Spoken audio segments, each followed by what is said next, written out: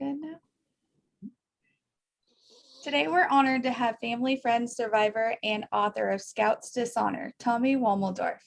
Today, we'll briefly touch on his story and details from his book as we relate those events in the book and to the world today. I'll fix it. And what's happening in the world today. We will touch on more of the parenting aspects of grooming, recovery, and truth, along with abuse. Tommy, welcome to our podcast, and we're blessed to have you and connect once again. If we can, I don't like these intros. We're gonna edit this out. Hold on. Becky's like a pro at this. I know. You're doing fine. Okay, a few times. I'm gonna clip that. But so today we're blessed to have you once again and connect, Tommy. If we can have you briefly just touch on your story. And Becky, help. All right. I'll get better at this. You're good. You're good. So thank you everybody for joining us today. We are blessed to have Tommy on our podcast. We were with him a few months ago already on Emma's Survivor series that we all three of us were able to talk to Tommy. And so we are so blessed to have him back and joining us on our podcast where we can take his information and his story. We can kind of relate it to the parenting side. Once again, we want to know what us parents, what we can do to help our kids, what we can do to help the neighbors, what we can do to make sure that we are educating and alerting all of the young people out there to make sure that this stops happening to future generations. So Tommy, thank you for joining us. Let's start out by if you can give us a high level overview of what you went through. Again, he does have a book out called Scouts Dishonor. If you want to dig in deep to his story, please check that out on Amazon. Support Tommy. We'll make sure everything is listed below in the description so that you can purchase the book. It's a great, well-written book. So if you can do that, but just before we get started, if you can kind of give your high-level overview, we would appreciate it. Absolutely. Thank you, Becky. Thank you, Bridget. Great to see you girls. And my name's Tommy Womeldorf. I'm a survivor of childhood sexual abuse. And I've written a book about it called Scouts Dishonor. The abuse took place in the Mormon Church, the Boy Scouts, and which is very common in religion and Boy Scouts, as everybody's heard. More common in the bigger religions. That's where you hear about it more, but it exists everywhere. The reason why I wrote it was to help other people because I knew it was everywhere, and also to expose the way people handle it, whether it was my family, the church, the law firms that they own. But I wanted to show how people handled it. And I knew that was a hard thing, to make my family look bad was not my intention. It was to learn and to grow and to be useful and to become a stronger and more compassionate society. So that was my full intentions of writing it. I tried to make it as entertaining as possible too. I have a wife and 4 daughters. So I don't want to spoil it, but it doesn't end badly. No, it's a great book. Thank God. Thank you. Yeah, I had to make it as light as possible. When I started it, it was 8 years ago, and it was not as hot of a topic as it is today or accepted. So I always had to really try to bring my life and my personality and a lot of love and a little bit of entertainment to it. So that was always tough, but it's a lot easier now. Yeah, and you crammed in a whole lot of stuff into that book, and just reading it, I love the format of it where it's kind of present day, and then it goes back to explain kind of where you came from and what happened. And it's funny that you say that it's more accepted now? Because I feel like we're still screaming from the top of the mountains, like, what are you people doing? And I know exactly what you mean, because a year ago, I didn't realize that this was happening the way that it was. So I understand your comment of it's more accepted, but I'm still like, come on, what are we doing? Like, let's get moving. I know. I definitely, I feel like I've passed the torch though to girls like you and plenty of other people. I got kind of discouraged and set it down for a while. It's also easy to get burned out when you're dealing with this type of thing because it's heavy. So anyways, I stepped away from it for a while, and Bridget and I connected, and just get fired up right away again, and very enthusiastic. So thank you, girls. It's great to be here and great to be doing a great cause.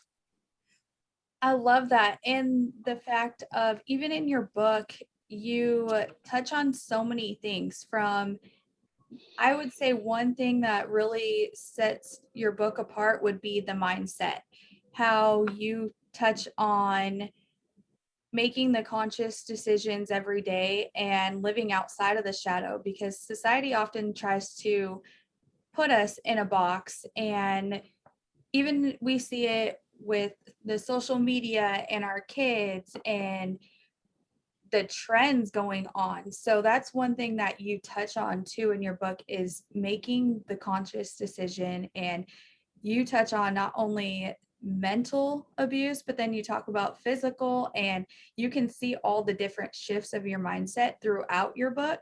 And how, I don't want to give away your book, but how you used the perspective of what happened to you in God's purpose. And I think that was very powerful, because even though you went through so much trauma, you also grew from it, and you flip that around. Like, now how can I use my story to empower and change a shift in the youth, especially with you having daughters as well? Can we just touch on, as far as like, even in Boy Scouts, that this happened to you and you were going back to the Mormon Church, you were still, your family helped you through that stage of your life, and you were still forcing yourself to go back and face your own trauma in that situation. Yeah, definitely. You mean my current family, right? Yes. My family. Yeah. Yes. We so to jump ahead, like you said, we ended up getting involved in the church, not into Boy Scouts, but I'm sure if we had boys and they wanted to be in the Boy Scouts, I would have let them. I just tell people all the time, if you get hurt there, here's how they're going to handle it. Let's not kid ourselves. And with that said, to hold everybody to a higher standard. But yeah, I had to relive a lot of that with them. And, a lot of that was during the awakening process, when the lights were coming on. And then I quit, or we quit going. And then maybe 2 years later, the events took place and I started writing the book. So it all seemed to happen very quickly, but yeah, I had to, or really got to see, what it was like to have kids there. And as you know me, I'm a really easygoing person. I let them do whatever they want. And I like to just be in tune. I even would tell people, when promoting this, I'm not looking to 100% prevent this from happening. If you can prevent it from happening, that's great. But the main thing is, and people, I think it takes them a minute to wrap their heads around this, but to raise awareness for when it does happen. Nobody cares until it happens to them. It doesn't happen to a lot of people. It happens to a lot of other people though. And it's kind of like, being addicted to drugs and alcohol. Even that's getting a lot better, but we're raising awareness to this, so you don't have to run and come when you're all messed up. You're raising awareness to it now, so if it does happen, you can be in tune with it and you can be there to help. So It was, it's a it's, oh, big I'm sorry. difference there. No, that's all right. That's a big difference there.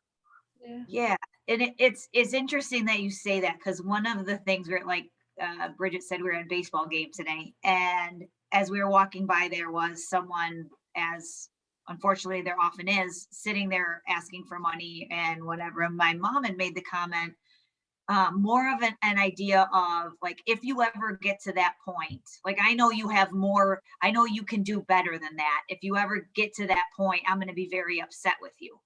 And that's how I was raised, where it's like, you can't be homeless, you can't be this. And my thought and my comment to the boys was, if something happens to you that's so bad that you end up this way, I need you to come talk to me. Because what we're realizing is that many people are not homeless just because they're homeless. It's because they got themselves, not got themselves, because they found themselves in a situation that either someone wasn't listening, that nobody wanted to respond, that now we're just trying to cover the pain and get rid of the pain. And because of that, that's where you find yourself here.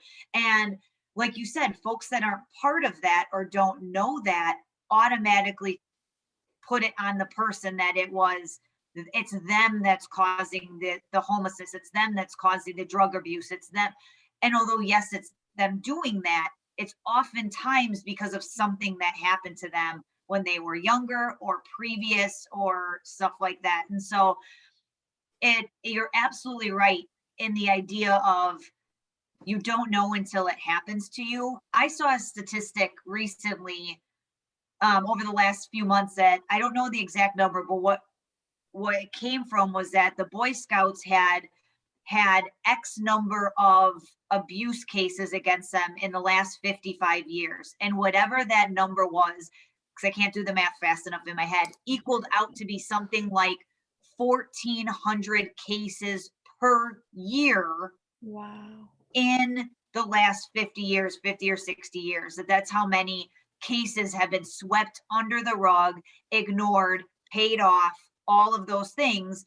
And I remember, because we had just talked to you on Emma's podcast, that came up as such a huge thing to me, because that is, we'll just say, 50,000 boys who now have to live with it as men. Right. And that's just boys. Yeah. Right. And that's just boys. Imagine all the females too. Yeah. Right. I currently, I think it's 82,000. It's either 82,000 or 84,000 Something like cases that. in the bankruptcy case. I was just reading some of the paperwork too, that was filed in the last week, and there's a lot of stuff in there that shows, exactly how they handle it with the insurance companies, the data with how many, the severity by year. There's a lot of stuff that you can look up there, and it was, I've wondered that stuff for a long time. So to see it on paper is really, really pretty satisfying.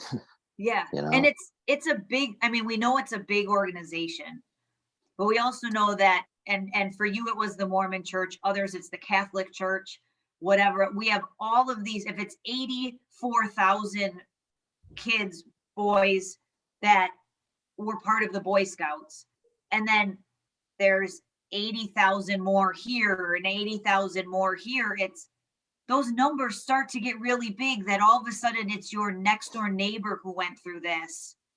It's not small. But a lot of people think it's again, satanic abuse is part of it, and being trafficked is part of it.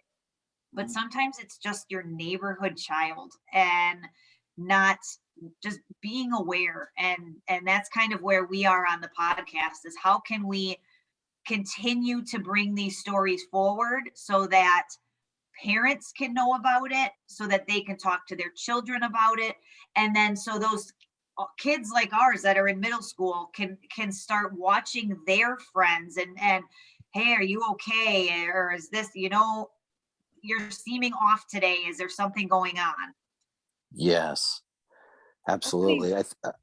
Opening the conversation, I think, just at home, is so important, just because we've tolerated as a society so much, and it's so sad and sick to see that this is the, I hate the term new norm, but people have tolerated so much and turned a blind eye to it, that it's like, no, this isn't a new norm. We're not accepting this. It's been going on, but this is where it stops. This is where future generations need to, and us as parents, hold the others accountable and protect our children. Absolutely. Absolutely. You take those numbers too. I think they said the average pedophile, um,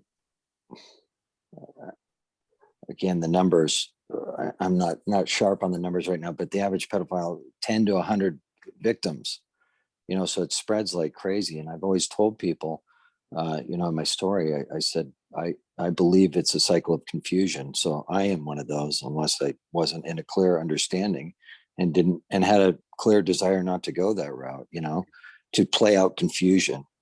I don't know if that's all that it is. That's not what I'm saying, but there is a lot of just playing out the confusion. So once you can get a handle on it and face it and, let people know, put it all out on the table, we want to be here to raise awareness and to be useful to others, Yeah, and we talked to another survivor from the UK a couple weeks ago, and the idea that you as an adult and your knowledge now as an adult to kind of, I say, ascribe those feelings to yourself as a child and say, well, you shouldn't have been there, you shouldn't have done it, you shouldn't have accepted it, you should have just said no. You can't. I'm not saying you can't do that. That sounds like I'm you can't do that. But it's two very different things. And oftentimes you have to remind yourself that who I was when I was 8, 10, 13, 15 is not who I am as a full grown adult parent. And to be consciously aware of that as well.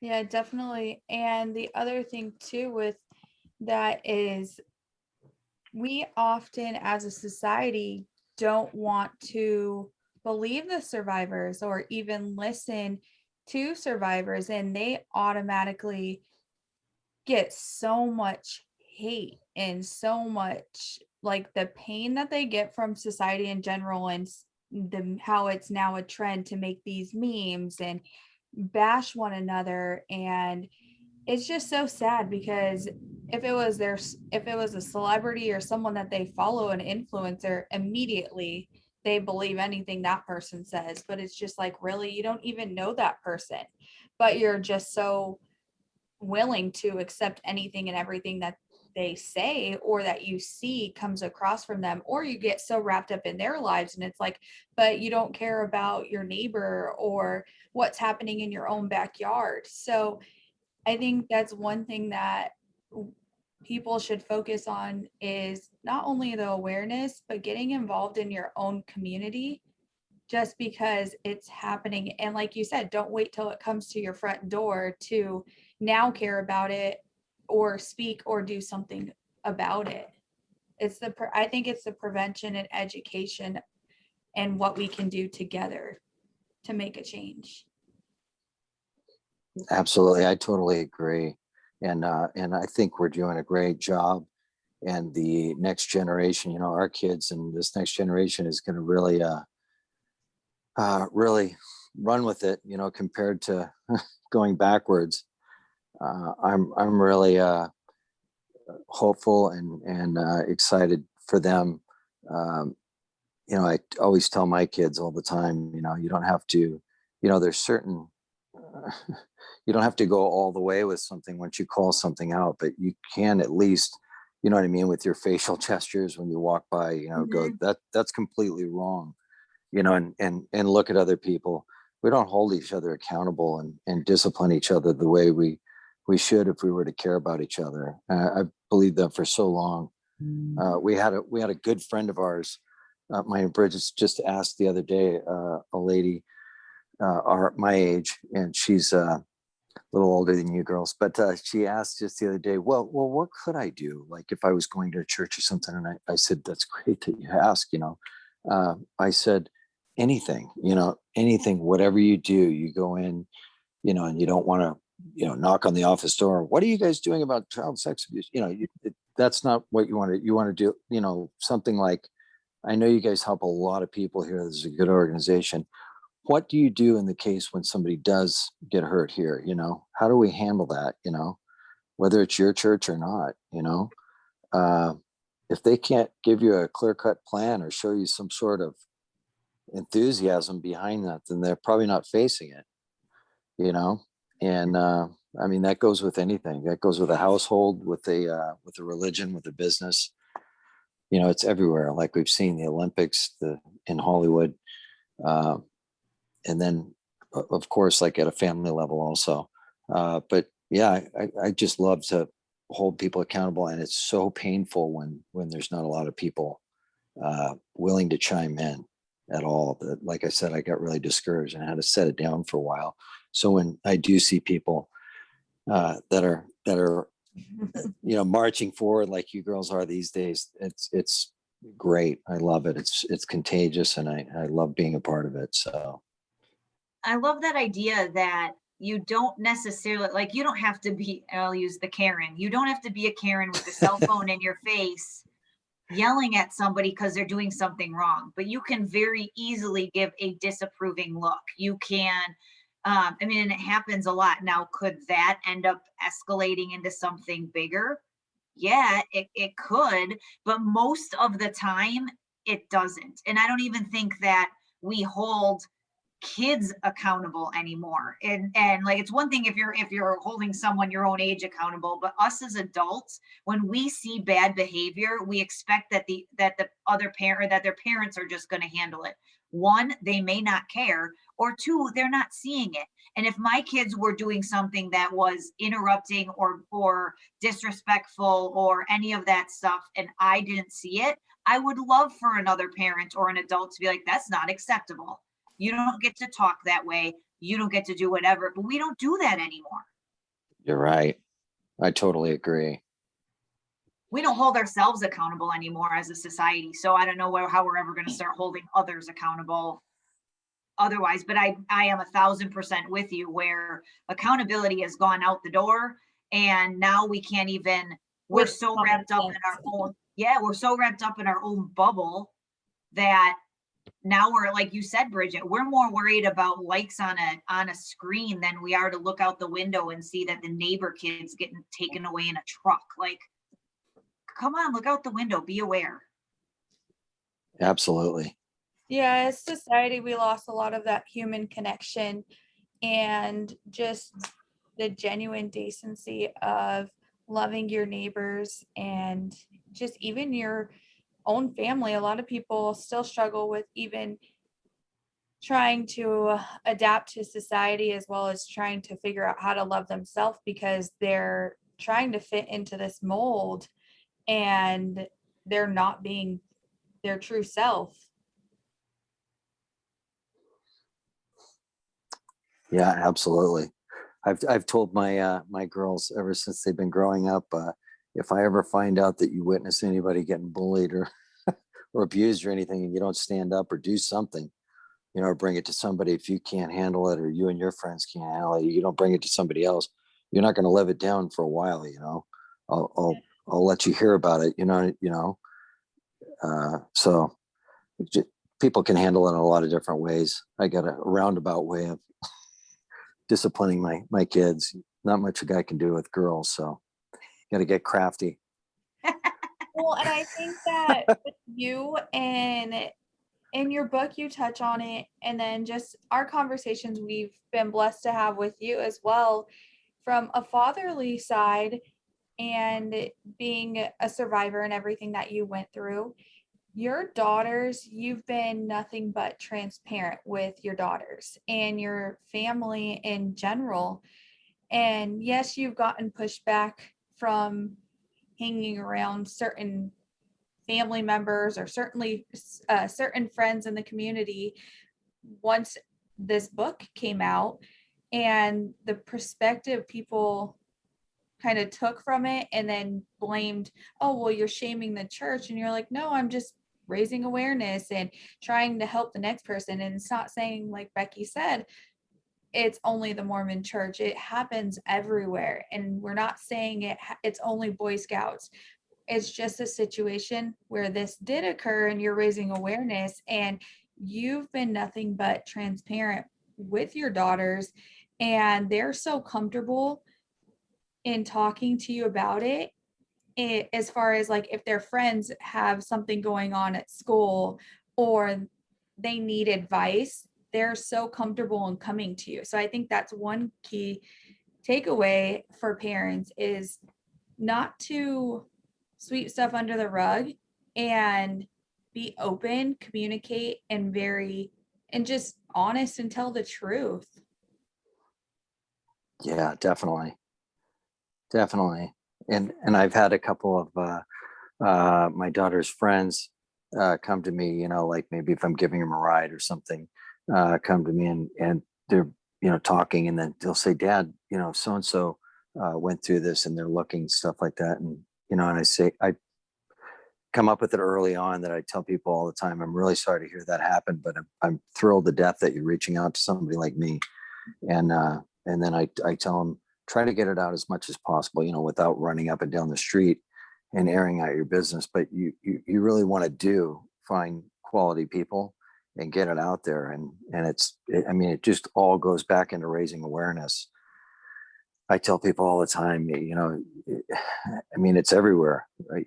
Either you're raising awareness or you're blocking it out. You know, either you really kind of can't sit still with this stuff. There is none of that going on. Either you're moving forward or you're regressing. You're part of the problem. Mhm. So, And another thing too is going through your journey, and you even jumping the hurdle of stepping away from the alcohol and the drugs, and how so many people, we all have our own trauma or have our own addictions. And just you stepping away from that and facing it head on, I think that's another thing too, is people often suppress their trauma or anything that they're dealing with in their life, whether it be sexual abuse, domestic violence, trafficking.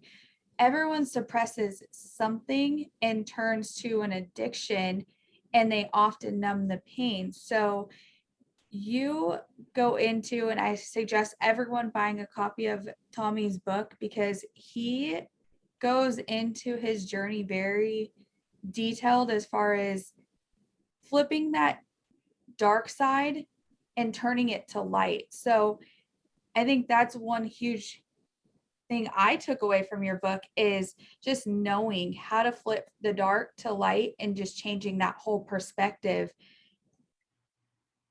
But I love how honest you were. Like, it's not like you skipped the dark to get to the light. It isn't like, oh, you know, I slept on some neighbor's couch and whatever. Like, no, you have pages and pages and pages of all the things that you did, because people need to know how bad it can get or what can happen.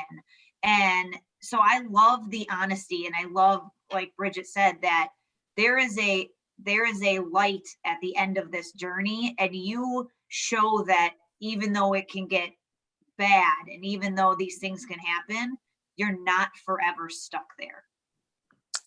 yes, thank you very much. I really love those points that both of you got out of it.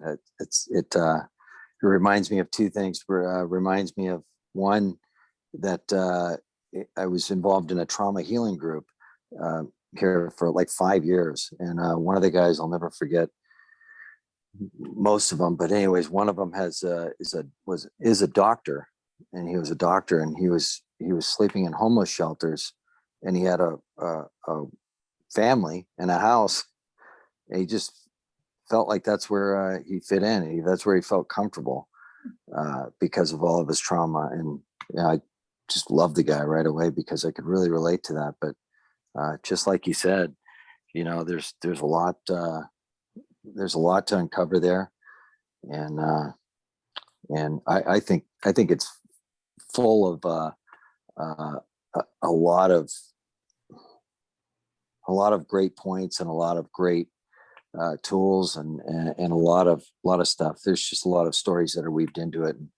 And you're right. I had to show the dark parts as much as possible, just to I tried to offset them well, but yeah, it took Did a a good long job. time. Yeah, thank you so much. I tell people too, it took a long time. It's a 20 or 30 year book there. I go, you can do it in a year. I'm hard headed, and I just try to tend to make the best out of things, and show up with a good attitude. And but there's no reason why it needs to take people that long to get through stuff. When you see a problem happening, you're pretty sure what's going on behind the scenes there, or what has gone on behind the scenes. There's trauma.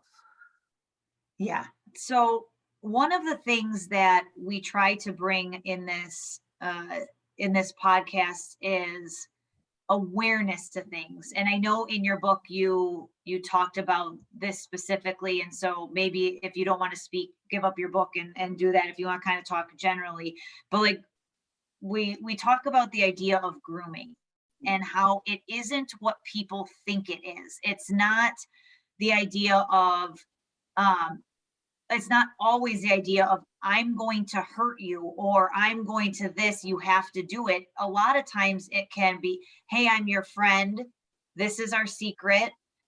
You're special, all those sorts of things. And so kind of a 2-point, if you could give a better description than I did of grooming and kind of your history and knowledge. And also, what did you, if anything, explain to your daughters about it? What should they be aware of? What should they be looking for? And I know you kind of, it's not like you sat them down and said, hey, let's have this conversation. It's kind of been all through the years. But as parents that are now kind of tuning in thinking, oh my God, I haven't talked to my kids and they're now 9 or 13 or 15. What are some of the things that you think are important to note? I know that's a lot, so I apologize. No, yeah, that's it's great. I've just always kind of told them, because listen to them, but at some point, it'll come into this person's creepy, or this guy's creepy, or this, I don't like this lady, this teacher or anything. I always say, well, why? What makes you, so listening to them, and then telling them, it's not so bad, necessarily if somebody, shows interest in you, in our neighborhood or in a social setting and stuff like that. It's when they keep showing interest with you and they, you feel, that's when you're in tune with that, and you see that, why is this person showing so much interest in me? That's a flag that goes up. I'm a big flag person. Mm-hmm. So when a few flags go up, you're like, all right, listen, something's going on here. I don't, I could be off, but let me just say, whether you're saying it to the person or somebody else, maybe I'm overreacting, but this is what, and then get your message across clearly. And I try to do that as a parent, or anybody coaching anybody. And I try to have them do the same thing. I always say, like I've always said, we were easy on sleepovers. We went slowly on sleepovers with our kids, but then if they ever did sleep over somewhere, I always just made it really clear to them, just don't ever take advantage of this, because I don't want to do the boy that cried wolf, that whole story. So if you ever are uncomfortable, though, you don't have to prove it or anything like that. You just say you're uncomfortable, text me, call me, and, make sure that there's a communication there. And like I say, I don't know how much of it you can prevent. I don't know how much of it I can prevent, but I've always told people, as long as you're doing that, you can't lose, because we cannot control everything. But, if we have our phone and we've carved out a safe place for them to come, nobody wants to go pick up their kid at 12:30 when they're already sleeping, anything like that. But, and I've told them, if you see me, grumpy or something, and then I try to get over it right away and go, look, I just praised them. and always tell them thanks for not taking advantage of it, Mhm. So one of Yeah. them did a little. So She learned, one of I'm them's, sure. well, yeah, one of them's more of a pain, but yeah. So that's one of the best things that I've found. And I think using your intuition, we've gotten away from that. And again, to your point, it can be your intuition could tell you that you're wrong, or it could end up being wrong, or you overreacted. But I would much rather you, like you said, say that person's just kind of creeping me out, Yeah. and feel them out a little bit more than be in a situation where you find yourself in trouble. Yeah, absolutely. As well as watching our surroundings too. I think people often, especially I would say parents, will just kind of let their child go with whomever and don't always ask, well, where are the parents? Are the parents going to be home? What's the parents' number? What's their cell phone number? So like for me, my daughter's always like, Mom, you're going to be that parent who's always with me in the first row at the movie theater, or Yep, get used I to was like, it. yep, I was like, get used to it. I'll be the mom to say, yeah, I'd rather take all 10 of you and your friends to the movie versus like worrying about who's picking you up or whatnot. And I think it's not being that overprotective parent, but for me right now with her being so young, I'm like, this is just a touchy subject because so many parents don't pay attention to their kids or oftentimes just allow them to turn to their cell phone, and there's not, I would say the discipline is completely changed, as well as like the clothing. I'm like, oh my gosh. So the grooming starts so much younger. Like we were at Chandler Mall the other day and we went into I think it was like a junior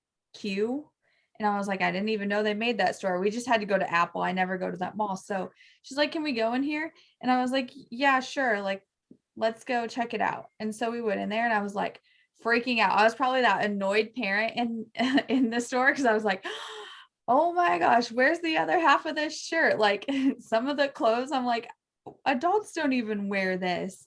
So it's just, I would say the grooming starts so young, and the clothing and the over sexualizing the kids at such a young age plays a huge role. So, like you said, opening the conversation, being honest, and knowing that your kids have a soft place to land, I think that's a huge factor in prevention and awareness, because they know that they're not going to get in trouble if they tell you, oh, I knew I shouldn't have did this, but I did it anyways.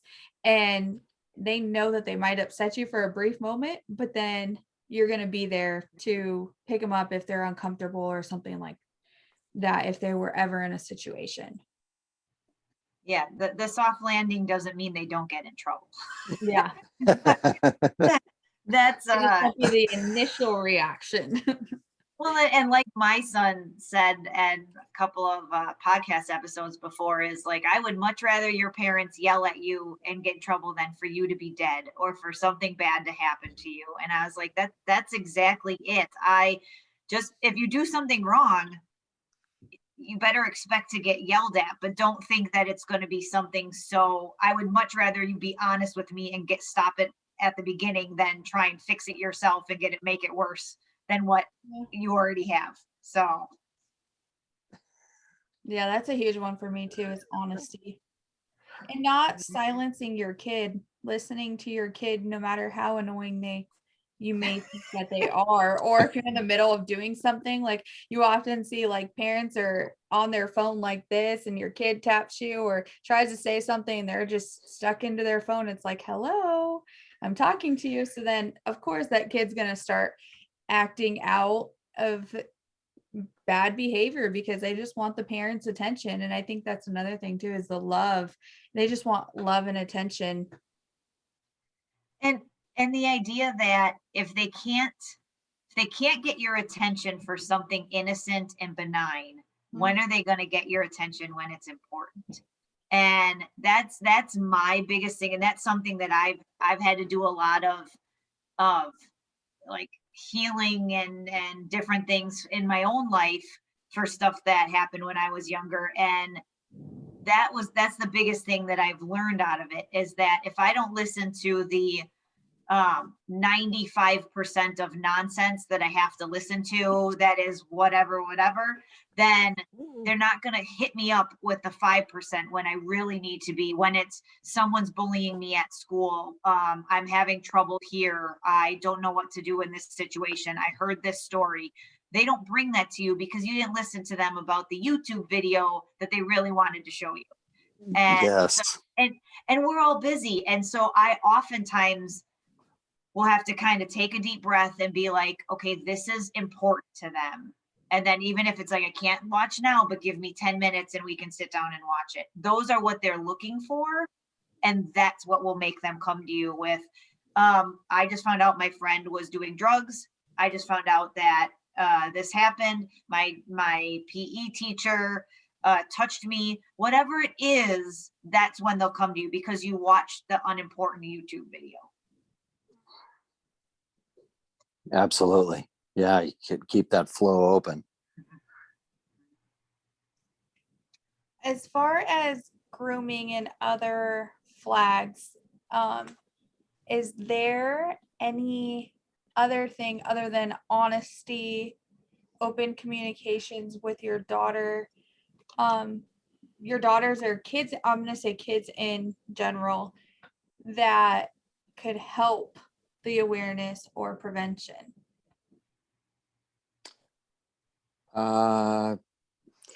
You mean other than just knowing that my story's out there? I don't know how often they say. I don't think they run around saying my dad's wrote a book or anything like that, but they're always ready I to didn't even know that. say, Yeah. they're always ready to say that, if they do come across a kid that's had some problems or anything like that, they say, oh yeah, my dad's gone through stuff like that. And, so the dialogue opens up quickly with that, if it is their friend, not just somebody they've just met, but so other than it just being an open, like I say, out there on the table, I think that's the best thing that they have. Yeah, and I think that we have to start treating this like all of the other things we warn kids about. Like, you shouldn't do drugs, you shouldn't go in a stranger's van, you shouldn't allow someone to touch you, and if they do, you need to tell me. It should be Absolutely. kind of as I don't want to say as simple as that. It's not easy, but we absolutely, as parents, avoid any conversation that surrounds the topic of body parts and sex. And it's never anything I understood, because to me it just comes so easy, because it's like, that's what it is. Here's what we're talking about. And I know I've mentioned this a few times already, the idea of, like, you don't go from telling a 4-year-old boy that that's a penis to having the conversation on how to sexually pleasure a woman. It just doesn't happen like that. You have years of being open and honest, and we'll have this conversation, and that looks okay. They've lost interest. We're going to stop. And then next time they ask a question, you have an honest dialogue with them. And then you just wait until they're comfortable. Oh, so-and-so said at school that this happens. Oh yeah, it does. That does happen. And this is what's going to happen to you. Hey, why don't we find a book, or why don't we find a video, or whatever. I mean, there's so many I'm not going to say easier conversations, but everyone wants to make it that you have to go from 0 to 100 and whatever. And it was a funny story. Like I said, my boys and I, at least my oldest son, we've always had super good communication about that stuff. And my cousin's son 5 years ago was getting circumcised. And I think I was telling my husband, and my son's like, well, what does that mean? And so I was explaining it to him. And well, like, again, my degree's in biology. None of, like, here it is what it is. And so I go to look up a picture, because I'm like, I don't want a picture. I just want like an a cartoon drawing, a textbook diagram. Like, that's what I'm looking for. Yeah. Little did I know, and at this point he was probably 7. So he's about that age. We're talking about this. And I opened my phone and I'm looking it up, and immediately all of the pictures are terribly inappropriate pictures that pop up. And his first question is, did they cut my penis off? Is that why mine is so small? And I was like, no. Oh my God. You're 7. Like, don't, buddy, you're 7. But those are honestly the sorts of conversations I've always had. So that now he's 13, and now we're starting to, this is changing, or things are happening. Okay, well, now you know that it's comfortable to come to me because we've always talked about this stuff. And just again, you don't have to go from 0 to 100. Just start using the correct terminology. Start letting them know. There are books out there for kids that are 7, 8, 9, 10. Here's what's going to happen when you go through puberty. And then they talk about body sovereignty, that it is my body. You are not allowed to touch it, and you need to tell somebody. And so that's one of the biggest things I always try to hit home is if you're not having those conversations now, you need to have them now, because it will not get any easier as they get older. It'll just get harder. Yeah, my mom just randomly asked me yesterday or today, I can't remember, one of the two, which just out of nowhere. I don't even know what we were doing, but she's like, Bridget, have you talked to Drina about puberty and like your period? And I looked at her and I'm like, well, that was random. I was like, but yeah, like what? Yes, I did. But What just that made that come across your mind? But yes, we did. And by the way, they're having she's like, well, I was just curious. And I was like, well, yeah, they're also talking about it in school. Like, she's like, well, did they like talk about that stuff? And I'm like, well, we had to sign a permission slip, and like the teachers gave us the format of what they're talking to the kids about, but they separate the boys and the girls. And I was like, we actually just had this conversation again because she found it so awkward that they're talking about it at school, and she has to sit with her principal or one of the assistant principals, whatever, and have this discussion about like in science, how the body works and all of that. And so I was like, that was really random, but yeah, we did. And then like even talking to my daughter just about periods and just hormones and all of that changing. Sometimes she'll look at me, she'll be like, well, am I allowed to use that word? Like when it comes to like penis or vagina. And I'm like, not well, at school, yeah, please. But otherwise. yeah, I'm like, well, it depends who and what you're talking about. Like, don't just go out like blurbing it, because there's, I mean, no real need for it.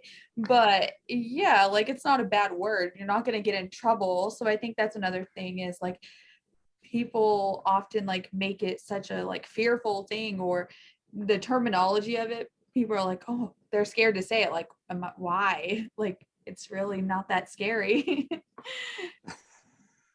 And we laugh about it, but it's like so many parents are like scared to even use the correct terminology. They're like, oh, we call it a wee wee, or we got to go pee pee. Or it's like, it's funny to see the stages though of parenting. And some days every parent will be like, oh my gosh, like, but you have to have those conversations. You'll get through it.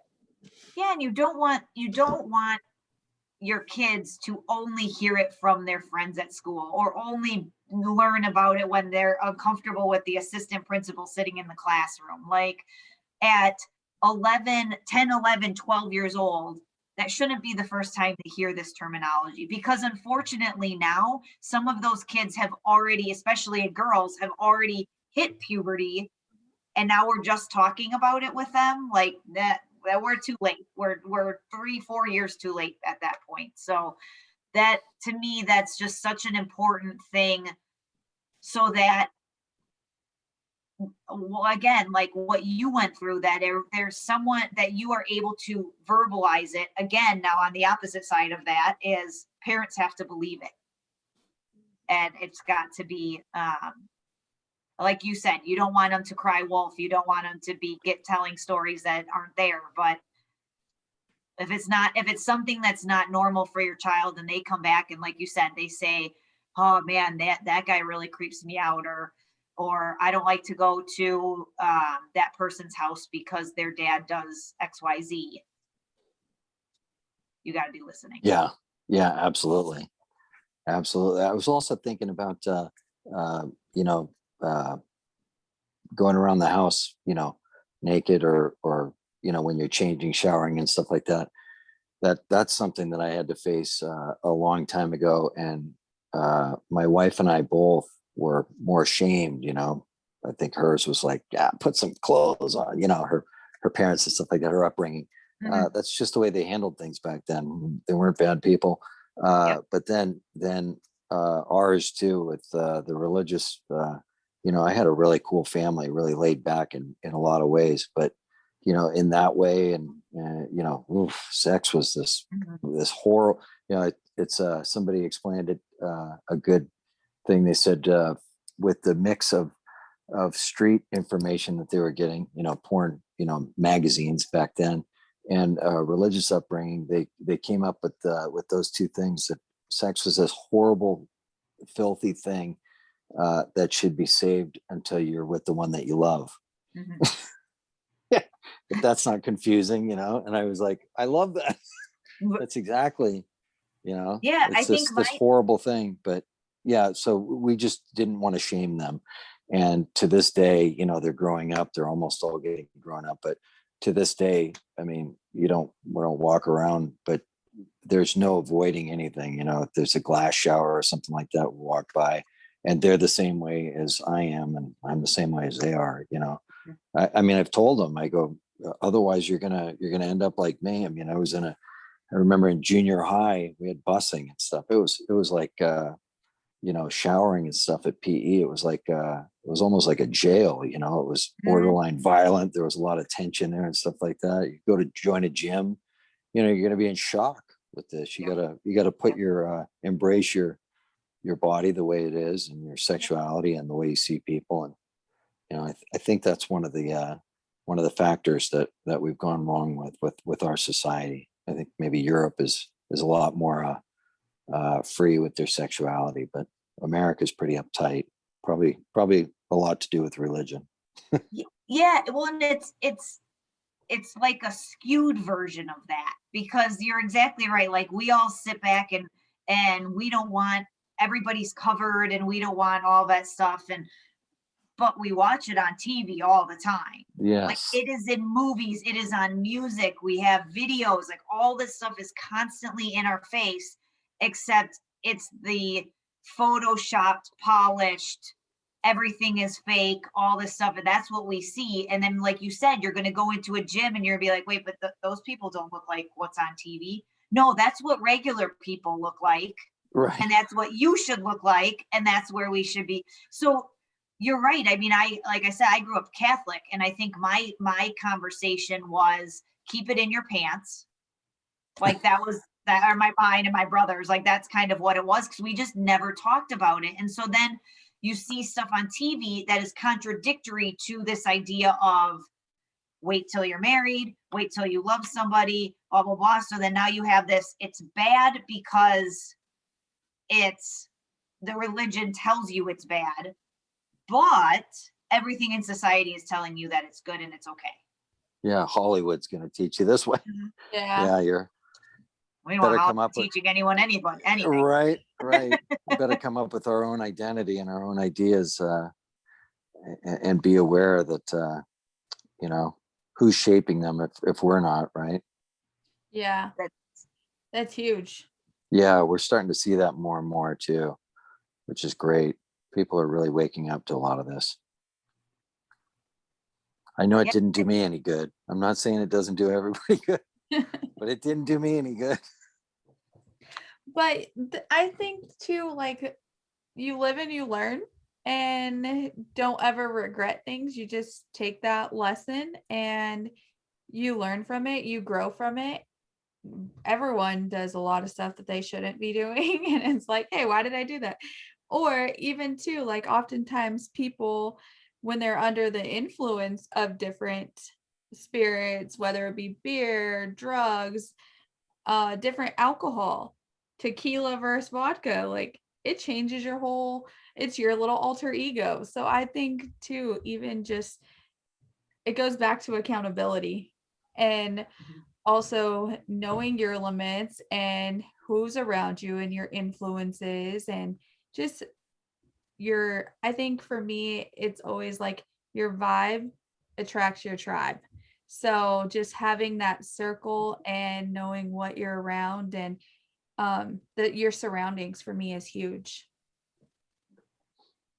Yeah, and it's the idea that like your childhood was, it was traumatic. Your young adult life was traumatic. But I look at it, and I, for me, and things that I've changed is there's just this piece of generational change that as we heal ourselves, we are able to do. And so you being able to heal yourself and finding the light in your dark, you have 4 daughters that are now aware of what needs to happen, who have friends who are now aware of what needs to happen, who bring it to their families. And the same thing with our kids, that the more we start having these conversations and the more people are waking up, the you can never, dark never happens where light exists. And so it has to, there has to be some positive out of all of these things. And I am sorry, and like you said about the friend, I'm sorry that you had to go through that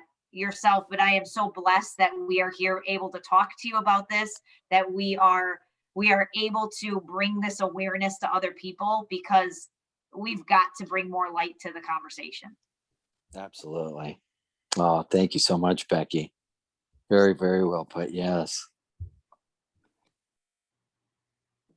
So if there was, I don't even know how to really ask this, if there was one final kind of piece of advice, and I know we talked about the couple of different flags, that one thing, if you had kind of that 30 seconds with parents, what would be the thing you would say, this is the number one thing you need to let your kids know about? I don't even know if there is a 30-second thing to say. I know. Gosh, you know, We just spent an hour talking about it. So yeah, I know. Right?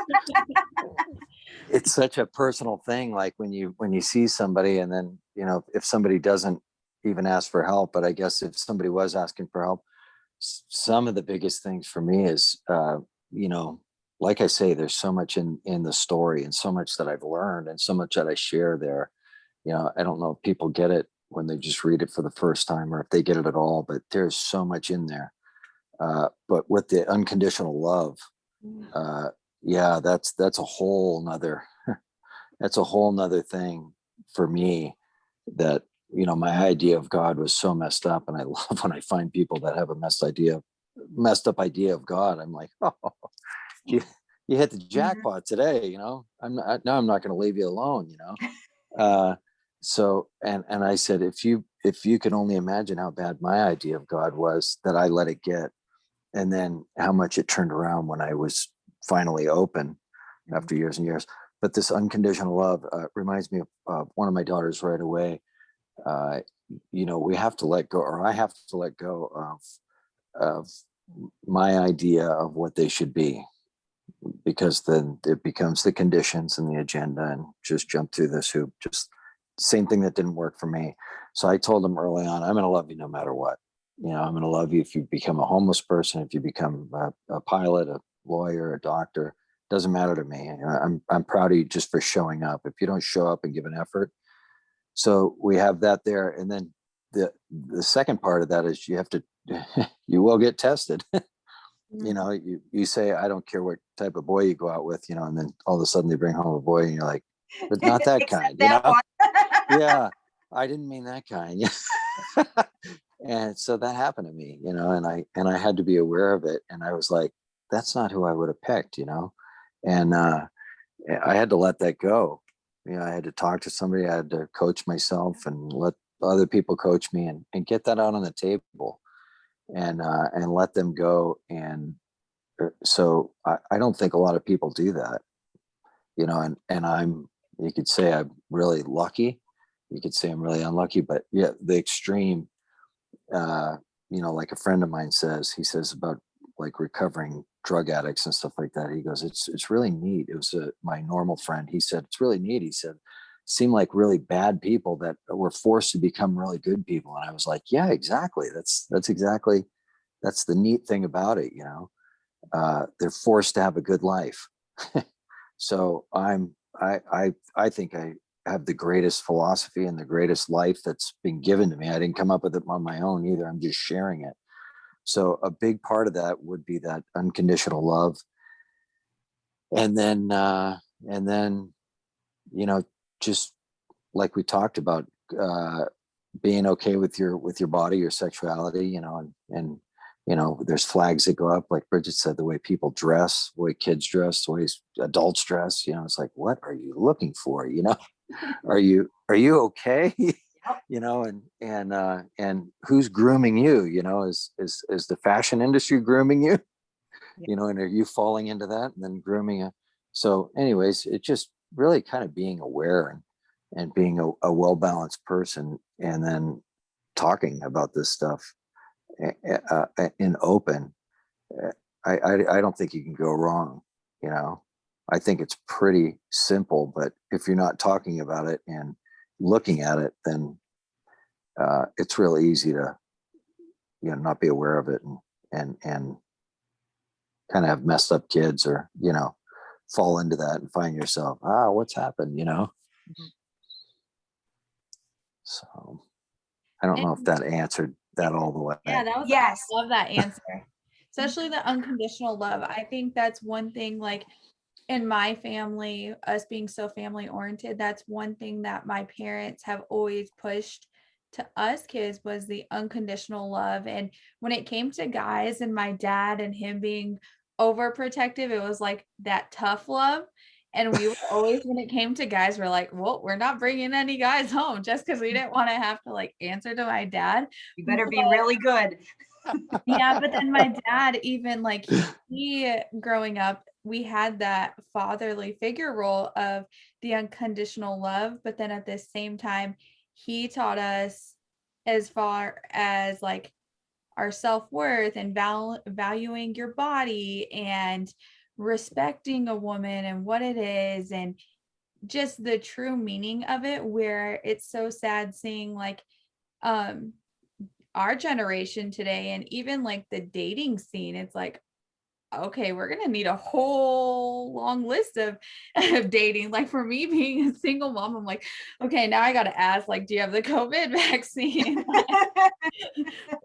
All these questions. But then even like we see it as like the young generation, like dating in their world is, they don't have that human community, the human connection, and then the communication. It's horrible. It's all through texting. So they're socially awkward, and they're over here sexting and sending selfies back and forth. So then when they do finally meet or come together, it's so awkward because they're like, okay, well, I've already seen you practically naked, because the girls Not and fully. even the guys, like they're sending the dick flicks and they're all the selfies and the nudes, and you're like, okay, like you don't even know their favorite color or ice cream, or like the little stuff where we like knew back then in dating. It's like you automatically just went from getting to know that person to now you just made it about sex, that 0 to 100 thing. And so I think that that's a huge shift in like the generations, and seeing and how sad it is, because it's like you don't have that real connection anymore. And so that's one thing where, like, I think all of our generations in the old school parenting plays a huge role too, because now you have young parents raising younger kids, and we're all young figuring it out, but then also the influences, and a lot of the young parents are just like, well, I'd rather go party, sure, do whatever.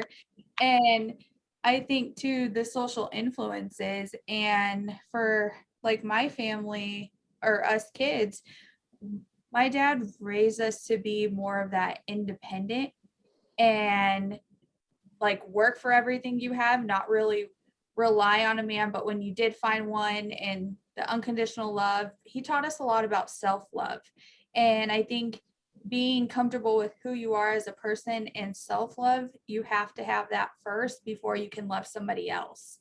And oftentimes in the technology, people get so wrapped up in the money aspect. And I loved how in your book you talk about money being a resource. And I won't ruin the book, so definitely have to read that part of your book. As far as I loved that analogy in there, and you talking about money being a resource. But so many people, and we see it with OnlyFans and the porn industry, and how society makes it seem like you have to sell your body and be practically half naked to be loved and get attention. And you often see so many people go with the name brands in Hollywood and half naked and selling their body on OnlyFans, or sexting and stuff on Snapchat and all the different social media networks we have. But Yeah, yeah, that unconditional, sorry. no, you're fine. I was just say unconditional love. I love that.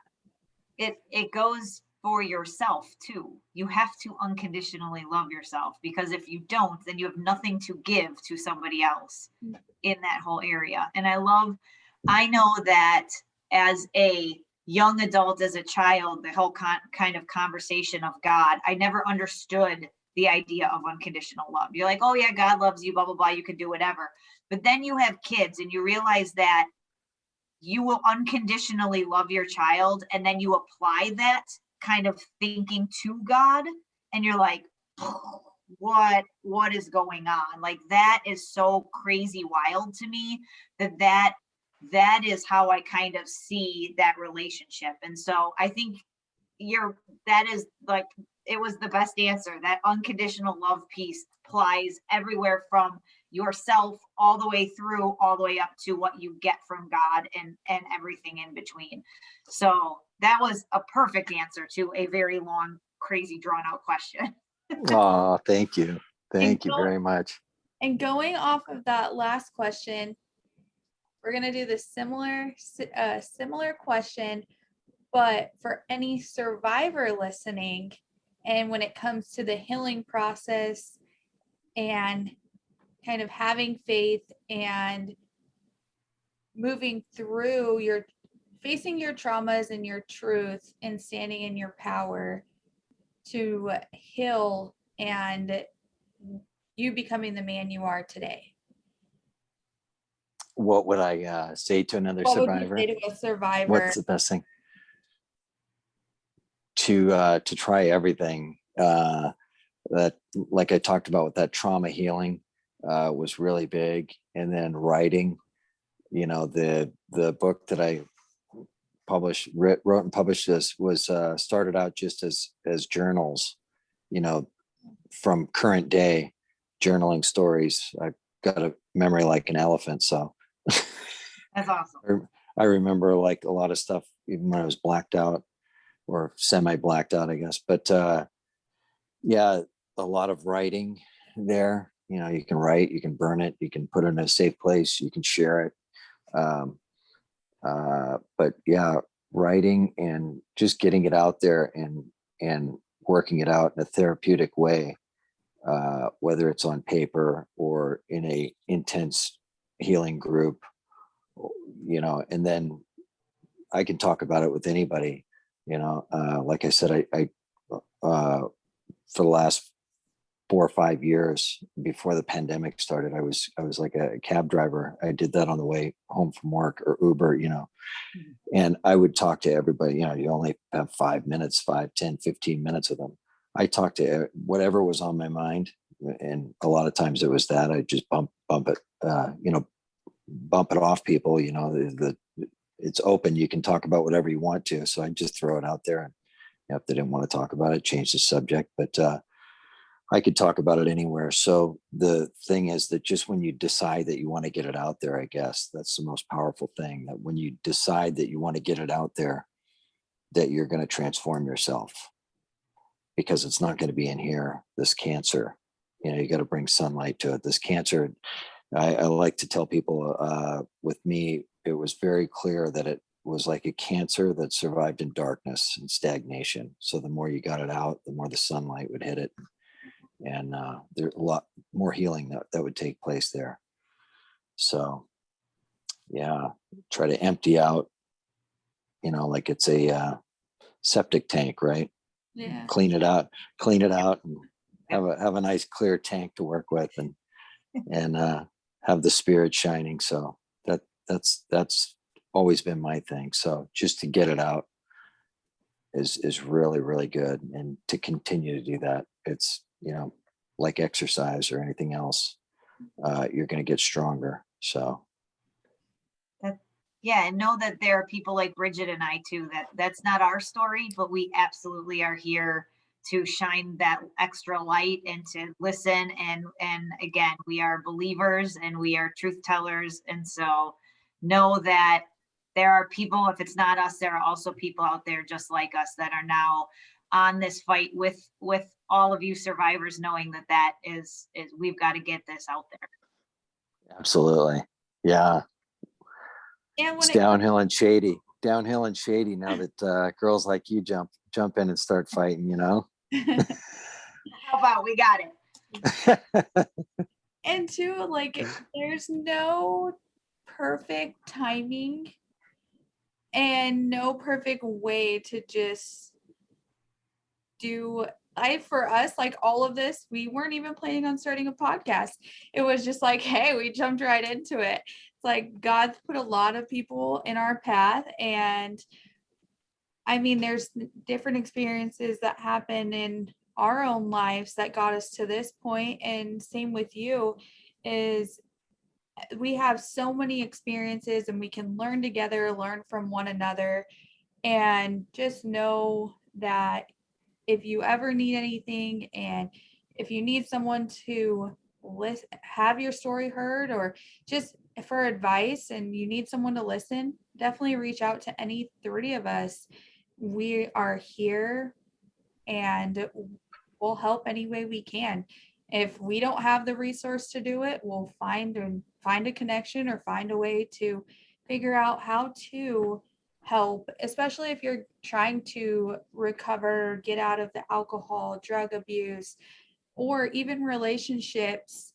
I know for me, relationships was one thing that played a huge role in my life, and a lot of them I should have got out sooner. But me being me, me being me, I'm just like, okay, let's give it one more try. Or like me having the heart I have, I'm like, okay, I tolerated a lot. I put up with a lot. And in the end, it's like, you're only disrespecting yourself. Why are you enabling it? So again, it goes back to accountability, surroundings, and awareness. So I'm glad we got to have this conversation and connect with you again. And I'm sure we'll have more, especially with us all being in the same state. We're in the same Yes. city even, I think. Yep. Yeah, we're all in the same Yes. city. Well, I think we're all like Wow. 15, 20 minutes of each other. Yep. So. Yep. So yeah, this Man. has been so wonderful. And thank you for coming on and giving us your wisdom again. Tommy's book is Scouts Dishonor. It's on Amazon. We will link it. It is a very, very well written story. Please take the time. You can get it on your Kindle. You can actually order the physical copy. It's a great story. It's a great history and truth about the trauma that is out there, and how you took that darkness and made it to light. So please support Tommy. But thank you very much for coming on our podcast and talking to us and giving these lessons to all of us and all the parents out there. Oh, you got it. Thank you, girls. I love you, and thanks for having me on here. And I love being a part of this great work, like we said before. Yeah, next time we meet up, we'll meet up in person over drinks. Let's do. Let's do. And we're inviting Grandpa Ern. Yes. We bring him on eventually too. Yes. Yeah. Survivors, I also do want to share, Tommy has actually also given me a couple of copies of his book. So if you do want a copy of his book, just reach out to me or Tommy, and he has signed a couple of copies. We'll get them sent out to you. So definitely know that you're not alone. We hear you, we see you, and we stand by you, sending you love, light, and blessings as always. Mwah. Mm, Thank you. thank you. See you, girls. Thank you very Bye. much. Bye-bye.